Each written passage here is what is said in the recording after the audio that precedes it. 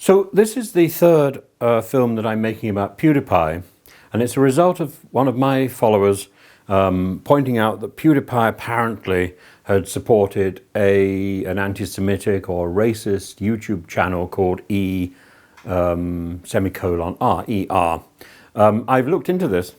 I really don't think that ER is particularly racist or anti-Semitic. I think he's very keen, or the channel is very keen to promote rather shocking or offensive jokes, but it's in that spirit. I don't think it's essentially racist. And of course, in February 2017, Pewdiepie himself was rebuked and then disowned by Disney. Now, I think that's a little bit of a pot calling the kettle black. Pewdiepie very clearly has distanced himself from any suggestion that he might be involved in anything anti-Semitic. Again, I don't think Pewdiepie is anti-Semitic. But Disney, certainly if you look back at some of the Disney films, the Three Little Pigs, the Opry House, these definitely have anti-Semitic elements in them. And there have always been rumours about Disney's anti-Semitism. Fueled, I think, by there's a rather good Family Guy episode, and of course Meryl Streep was fairly dismissive about Walt Disney last year. But was Disney really himself an anti-Semite? Probably not.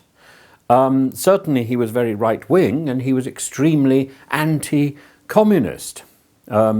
But and that of course would have meant that that he was prepared to join organisations favoured by anti-Semitic people. But Disney, notably, gave significant amounts of money to Jewish charities.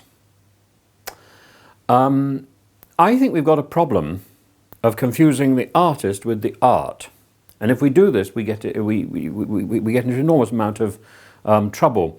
For example, we might decide never to look at a Caravaggio painting again because Caravaggio was a murderer, or Eric Gill, or Karl Orff, the German court composer. Why would we not want to listen to that great piece of music, Carmina Burana? The anti-Semitism has been around for so many years, but the modern version of it and the coining of the term anti-Semitism, we need to go back to the early 19th century and to two French people in particular, Joseph Ernst Renan and Arthur Gobineau. And they developed the idea of the Aryan race and how that is superior to other races. Complete rot, of course. But of course, it was picked up by the composer Richard Wagner and later on by Hitler.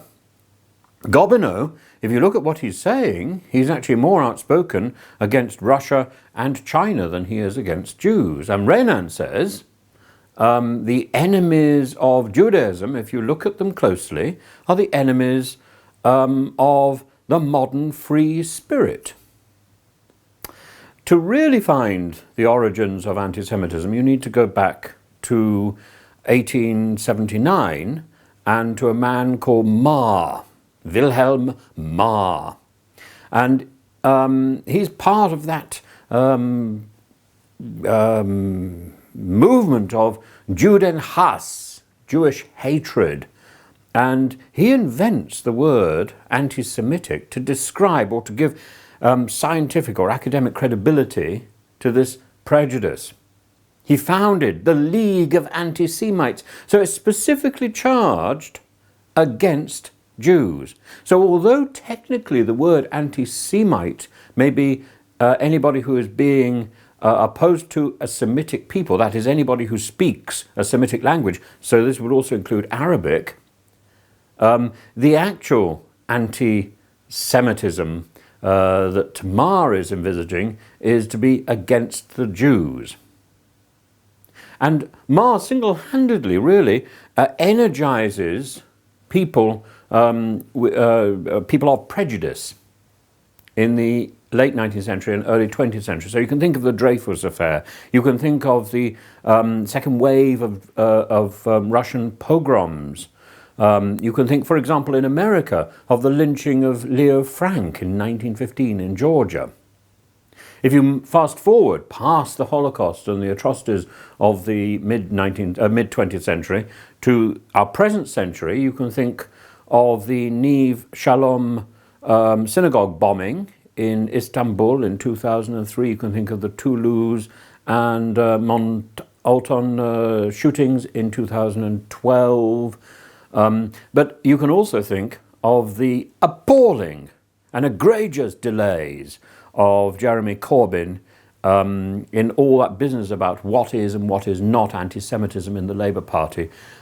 Mr. Corbyn's tardiness has done more to stimulate popular anti-Semitism, I think, than many things. And certainly Pewdiepie, I think, does not need to hang his head about endorsing a YouTube channel like E:*R. And what can I say of Pewdiepie except, all praise to him in raising money and in staying at the top of his game. So we want him to stay there. This is Tim.